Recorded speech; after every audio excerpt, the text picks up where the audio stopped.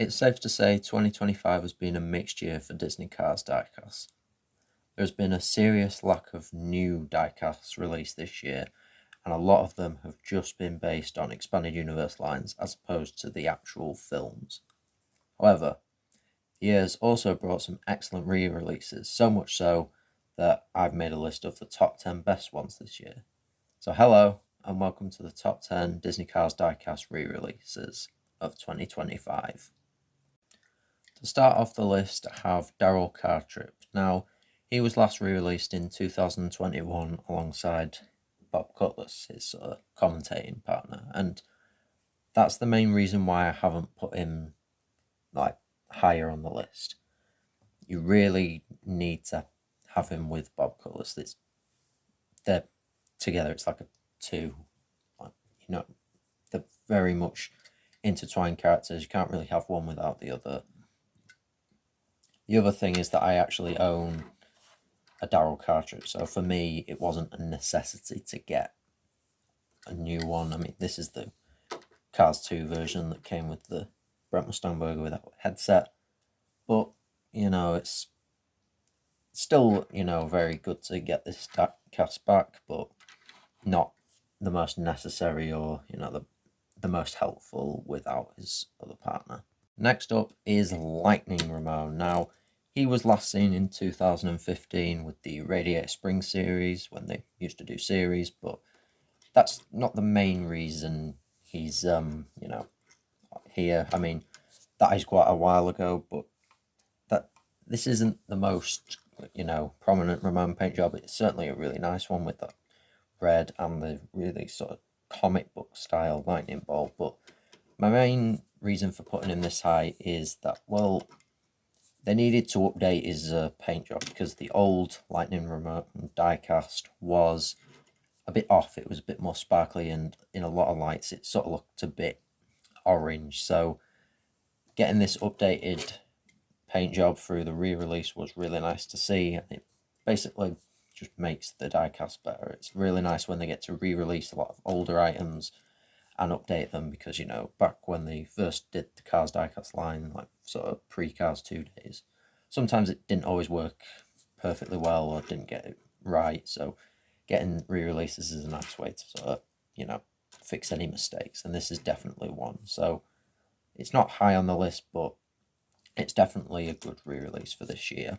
At number 8, we have My Name Is Not Chuck with Cart. Now, as you can tell, he's not here. I couldn't find him, or, well, I could probably have found him, but he went out of stock as soon as he went in stock. So, unfortunately, you're just going to be looking at a picture of him for the entire segment. But this was a pretty essential re-release. My Name Is Not Chuck is another pretty prominent sort of supporting character from the original Cars film that doesn't get re-released as much as I think he probably should. I'd say he's decently memorable. He's got a pretty memorable bit in the film. So not having him for a while definitely wasn't the best, and is glad to be rectified with this new re-release. He was last seen in a 2021 11 pack. As a single, he was last seen in 2015 Piston Cup series, so similar time to Lightning Ramon. And yeah, it seems like the right time to release him. Multi-packs aren't the easiest things to get a hold of, especially with distribution problems. So getting him as a single was definitely the right decision, even if I couldn't get him as a single. So yeah, moving on. Next one on the list is Ryan Shields, aka the Viewzine Racer from Cars 1. Now, he hasn't been seen since the 2018-2019 diecast line, though apparently his case, essentially the case that he was in, skipped over a lot of countries. Apparently, I'd sort of gotten out of diecast collecting back then, so after Cars 3 had come out. But that is a shame, Ryan Shields. I mean, he isn't the hard. I mean, they don't re-release him a lot. The first single, he doesn't, though he's still a good item to have. I know maybe some people already had him, but since I know one of the places they skipped was America, which, that's quite a big area for diecast buyers, so I'd imagine that this was very helpful to a lot of people, so he gets a spot on this list. Coming in at number 6, we have Fishtail, one of the Thunder Hollow Cars diecasts. Now, his last release was in a 2018 5-pack, and his last release as a single was in the Cars 3 diecast line from 2017. So he's definitely overdue. I mean, when I think of Thunder Hollow cars, other than like like the smaller Thunder Hollow cars, I suppose, I usually think of him as quite a prominent one to me. So the fact that they haven't released him since then is quite strange, but getting him back again, of course, really nice to see. And it was just a really nice detailed diecast, and always like to see them get re-released. So there was another Thunder Hollow car released last year. So stay tuned to see if they're on this list. But for now, off we go, Fishtail. Thank you so much for making it halfway through the video. Hopefully you're enjoying it so far, and if so, leave a comment down below what your favourite 2025 Cars diecast re-release was, and let's get back to the list. Now at number 5 is Shio from Tokyo Meta. Now, she was last re-released in the 2015 3-pack based on Tokyo Meta, but that was one of those cartoon sort of exclusives that were pretty tricky to find and are a bit expensive now, so getting her back was really nice to have this year. And her last release as a single was in the 2010 Cartoons line, which was also like retail exclusive. So getting a wide release of her in the sort of like Cartoons Tokyo Meta section of the main line is really nice to see. Really colourful and unique diecast to have. She reminds me of Emma from Cars Meta National, which I used to play when I was younger. And again, this is one of the sort of more unique, weird re-releases from the Cartoons line that I wish they'd do more often, because there's a lot of those diecasts that are missing or haven't been seen for a while, so getting one of them is always nice to have. Going back to the piston cut race cars now, we have Ernie Gearson or Spearmint. So this was one of the last 2 piston cut races that Thailand needed to re-release since they took over production alongside another one that you might see later on. So to finally get him, since the last time we saw him was, I think, in about, I think it was about 2014 in the Piston Cup series. That's quite a long time ago. So it's nice to see him back again. Another really nice design, though maybe a bit blank. Though I mean, that nice light blue and sort of minty green is really nice colour contrast. Now, I put him here because, unlike the other one that I've basically given the game away, who's coming up next, he used to be released in lots of multi-packs before Cars 2 in quite regularly, I'm pretty sure. So if you were collecting back then, he was probably more available than the other coming up.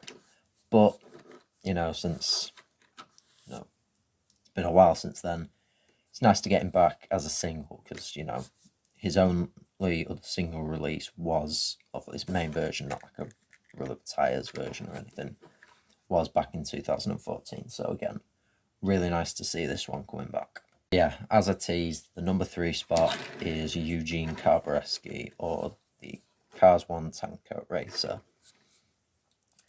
He was last re-released in 2016's Piston Cup series and hasn't been re-released since. Now, you would think, oh, he's, why wouldn't Ernie Gearson be more prevalent? Well, Eugene really didn't have that many releases before that single release, so I think he's a more scarce or harder to find item generally, and this is pretty hard to find, so getting him back in the diecast line to me was slightly more important than Ernie Gearson, and especially because I think Eugene has a slightly more interesting and I'd say more unique design, especially with the sort of pink and white contrast, with a bit more detail and like vibrance to them. So a really, really nice one to get. And now we've completed all the piston cut races under Thailand. So, I mean, still haven't got them all. You know, I've been doing this for so long, but it's a really nice one to have. The penultimate spot, I have the other Demolition Derby racer, High Impact, who was last released in 2018 with a 5-pack and as a single. But the key thing with this diecast, the key thing is just how expensive they got on the secondary market. You know, Fishtail wasn't too expensive. I mean, still a bit more, you know, value to him, but High Impact was off the charts, really expensive, and getting them back as a re-release is just really nice to have. And this is a really cool colour combination with the green and orange stripes. Nice to have, and really stands out compared to a lot of other diecasts on my shelf, which are, you know, usual blue, yellow, red, black. You know, the green and orange, nice colour contrast, and this re-release definitely helped out a lot of collectors who may have missed out on them because of the sort of supply issues and things from sort of the postcards 3 waves. So yeah, but now we can journey even closer to the last spot. Now, just before we get to the top spot, I have 3 honourable mentions here. Jerry Recycled Batteries, Gill, and Chet Boxcar. Now, these were 3 haulers that were re-released this year, so yeah, couldn't get hold of them. But they're all very rare, and I mean, they're still rare, but they definitely desirable items that haven't been re-released for a very long time. Their semis were re-released in the 2016 Radiator Springs Classic line, and their full-size, you know, their car and trailer were released together in the 2010 Final Lap collection. So yeah, very, very rare. And the main reason I haven't put them on the main list is because, you know, the re-release hasn't really helped them be any cheaper, because still can't get them. And of course, I couldn't get them and still can't.